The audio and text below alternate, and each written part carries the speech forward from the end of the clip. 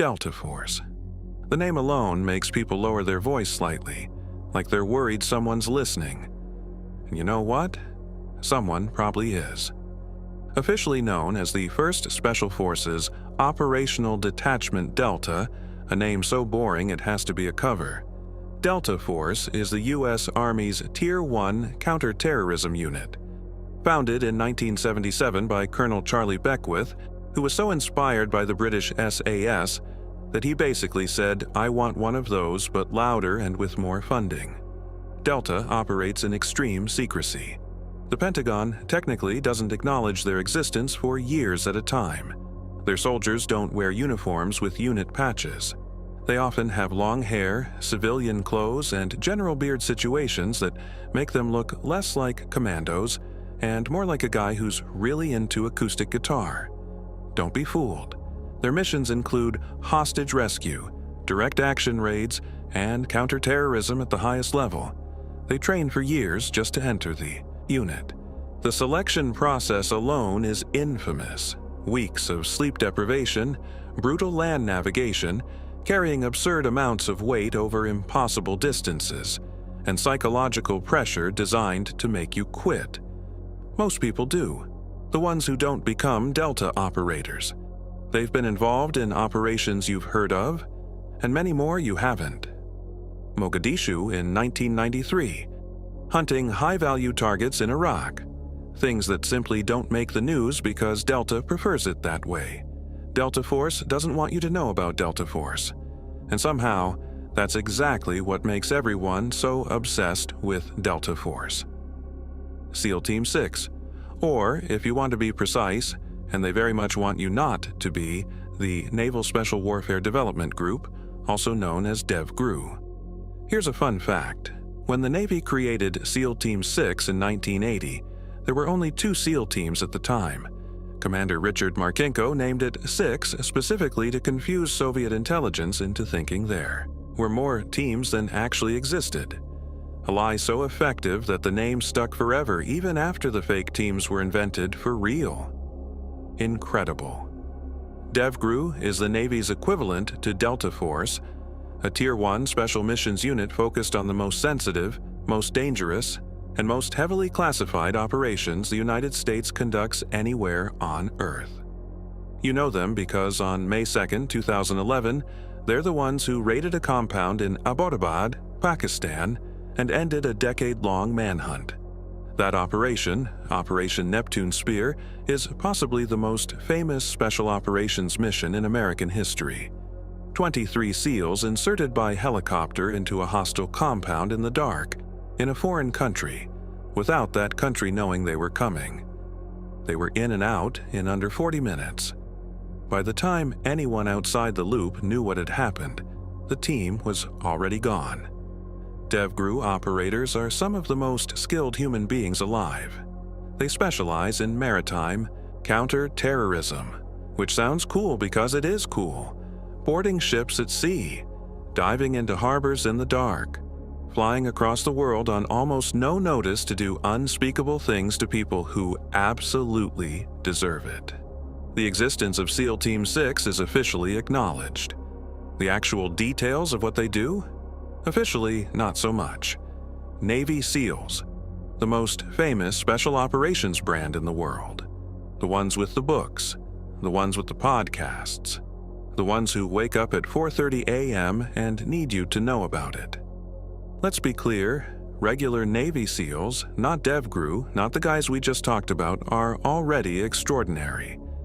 SEAL stands for sea, air, and land, and the name isn't just cool marketing. These operators genuinely fight in all 3 environments, transitioning between them like they were born without a natural habitat. The path to becoming a SEAL runs through BUD/S, Basic Underwater Demolition/SEAL Training, which is widely considered one of the most brutal military training programs on the planet. BUD/S lasts 6 months. The dropout rate hovers around 75 to 80%.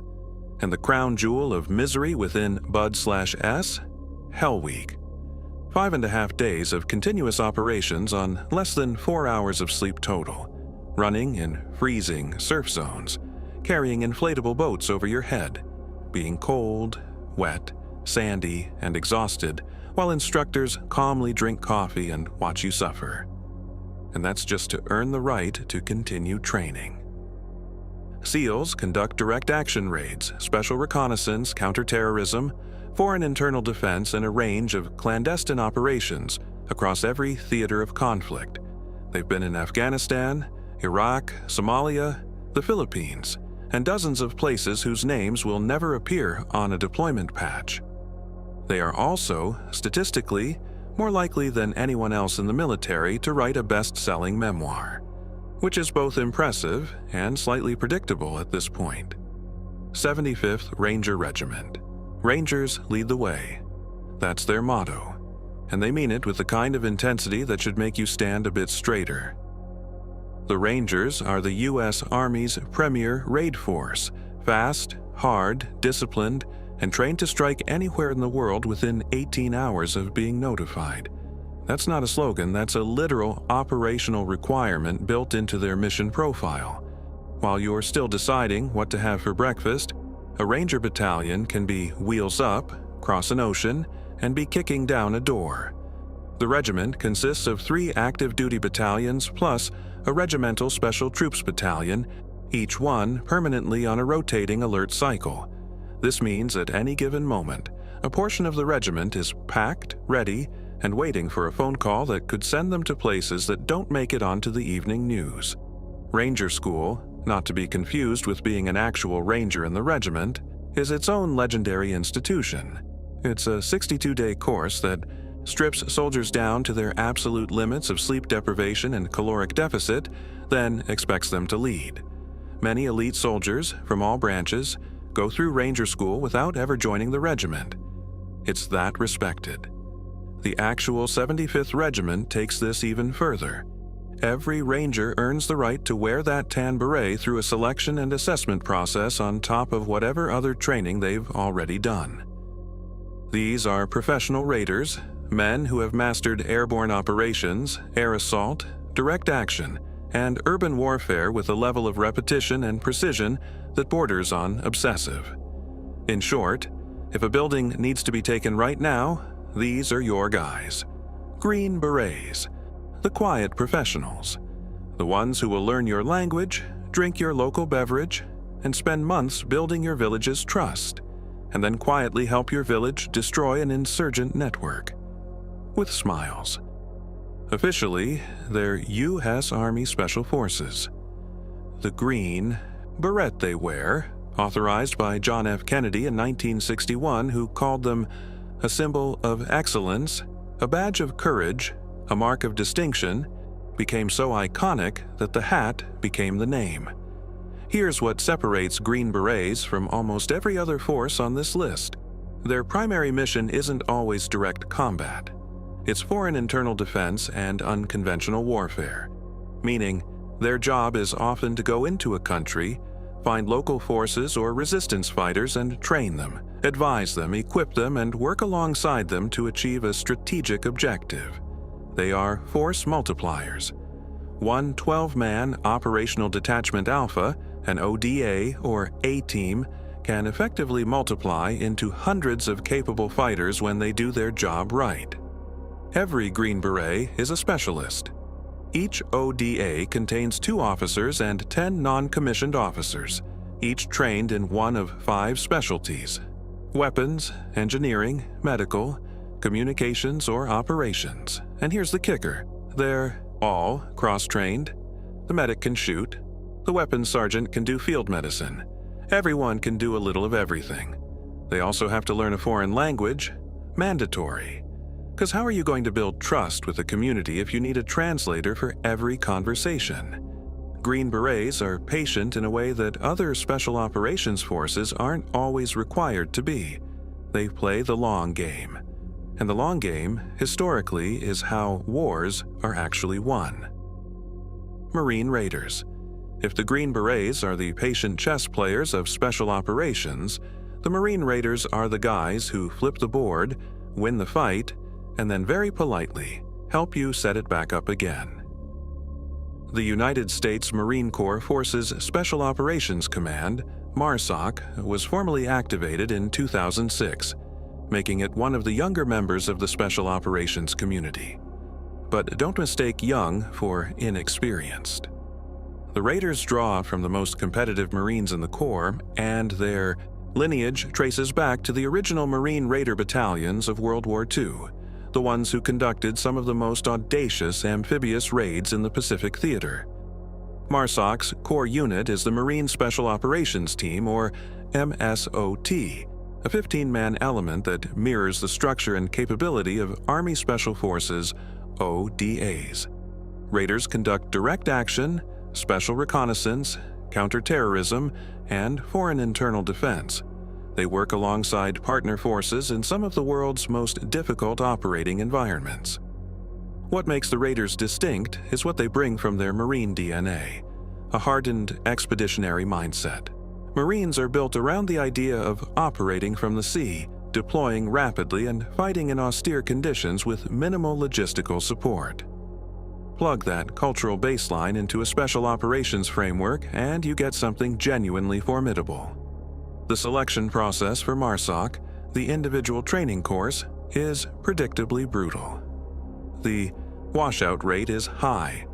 The ones who make it are not people you want to meet in a professionally adversarial context.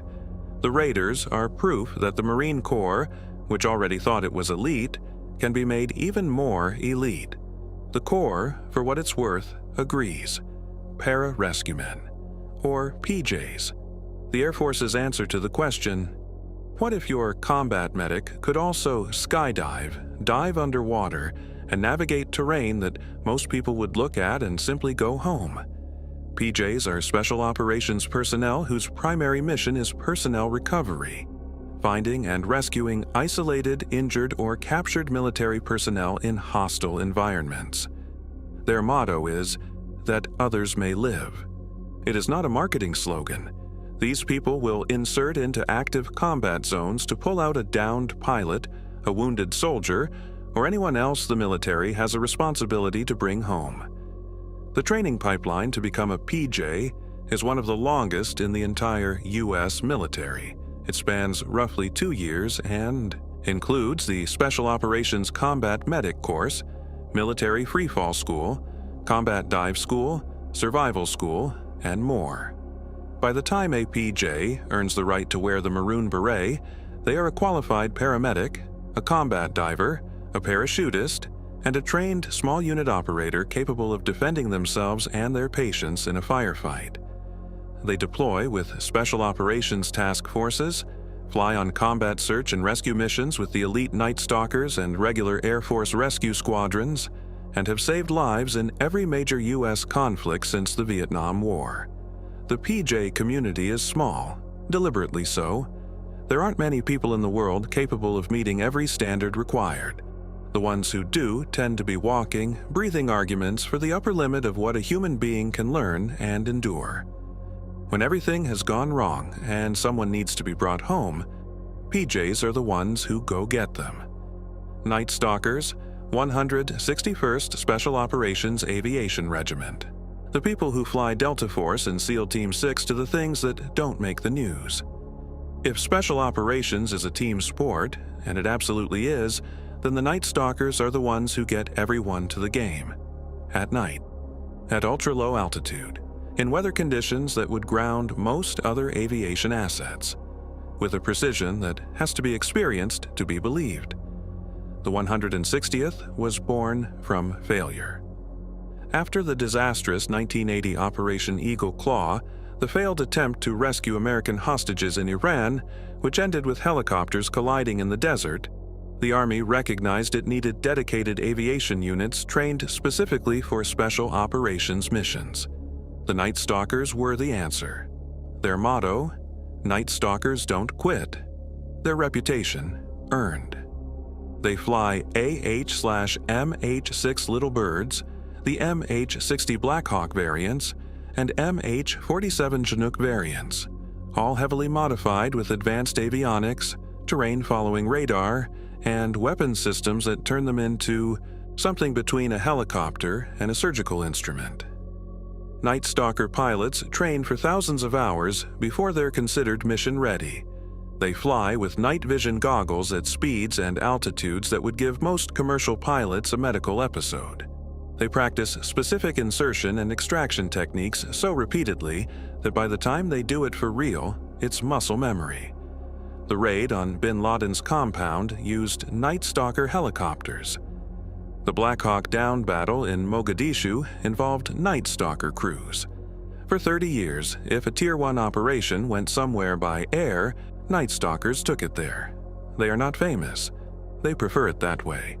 The operators they carry tend to be loud enough for both of them. Psychological operations. PSYOP, the military's professional persuaders, and yes, that is somehow an official military specialty, now renamed Military Information Support Operations in official doctrine, because psychological operations apparently made too many people uncomfortable in congressional hearings. These soldiers are specialists in influencing the beliefs, perceptions, and behaviors of target audiences in support of military objectives. In plain terms, they are trained to change minds. Enemy minds, civilian minds, anyone whose attitude or behavior stands between the U.S. military and its strategic goals. PSYOP soldiers design and deploy what are called products, leaflets, radio broadcasts, loudspeaker messages, digital content, calibrated for specific populations in specific contexts. During the Gulf War, PSYOP units dropped hundreds of millions of leaflets over Iraqi positions, urging soldiers to surrender. Enormous numbers of Iraqi troops did exactly that. The leaflets worked. PSYOP is part of the U.S. Army Civil Affairs and Psychological Operations Command. Their soldiers go through a specialized qualification course at Fort Liberty that teaches them target audience analysis, influence theory, cultural awareness, and media production. It is a genuinely intellectual special operations specialty in a community that tends to value people who can also sprint with a very heavy bag. Here's the thing about PSYOP that often goes underappreciated. Winning a fight without firing a weapon is better than winning a fight. If you can convince an enemy that resistance is futile, that surrender is honorable, or that their leadership has already abandoned them before a single shot is fired, you've achieved the same objective at a fraction of the cost. The pen, as it turns out, can be mightier. The military just prefers to have the sword too, just in case. Civil affairs. If you looked at this list and thought, okay, but who actually handles the aftermath? This is your answer. Civil affairs soldiers are special operations personnel, though some serve in conventional forces, trained to operate at the intersection of military operations and civilian life. Their job is to manage the relationship between military forces and the civilian population in an area of operations, minimize civilian interference with military missions, and support the reconstruction of civil society in post-conflict environments. That sounds bureaucratic. It is not bureaucratic. It is, in many ways, one of the most complex and consequential roles in the entire special operations ecosystem. Civil affairs teams deploy alongside special forces, rangers, and other units to do things like establish local governance structures, restore essential services, identify and work with local leaders, and prevent civilian populations from becoming adversaries. They work with NGOs, international organizations, host nation governments, and local communities in environments that are often still actively dangerous. Here's why this matters strategically. You can win every single tactical engagement of a war and still lose the war if the population turns against you. Civil affairs soldiers are the ones tasked with preventing that outcome. They are conflict strategists as much as they are soldiers. The Army's Special Forces Civil Affairs units, and there are also Marine and Reserve Component Civil Affairs units, are among the most consistently deployed and least publicly celebrated elements of the U.S. Special Operations enterprise. They don't blow things up. More often, they build things, which in the long run tends to matter more. Joint Terminal Attack Controllers, JTACs, the people on the ground who talk to the aircraft overhead and make sure the aircraft overhead hits the right thing. This specialty is perhaps the most technically demanding and pressure-loaded job in all of special operations that doesn't get nearly enough credit. A JTAC is a qualified service member, often an Air Force Special Tactics Officer or Combat Controller, sometimes Army or Marine personnel with additional training, who is certified to direct air-to-ground fires in a combat environment. What that means in practice. A JTAC is embedded with ground forces, identifies targets, communicates with fighter jets, bombers, or armed drones flying overhead, calculates and confirms target coordinates, deconflicts airspace to prevent fratricide, and issues the clearance to release munitions. Often under fire, often while moving, often with incomplete information and very limited time. The margin for error in this job is essentially zero. A JTAC error can mean a bomb hitting the wrong building. It can mean friendly forces being struck. The weight of that responsibility is simply not compatible with anything other than absolute mastery of the task. Air Force Special Tactics operators, combat controllers, go through one of the most demanding pipelines in any branch of the military to earn their certification. Army Special Forces soldiers can also earn JTAC qualification, as can a range of other special operations personnel. In the years of heavy combat, operations in Afghanistan and Iraq, JTACs were among the most requested and highest impact individuals in any special operations task force. The ability to call in precision air power at a moment's notice is a capability that changes the entire tactical math of a fight. They are small, quiet, and extremely load-bearing. In multiple senses of that phrase, the United States maintains all of these forces simultaneously, across every continent, right now, tonight. Most of them you'll never hear about. Most of what they do won't make the news, and they are completely fine with that. The best operations are the ones no one ever knows happened.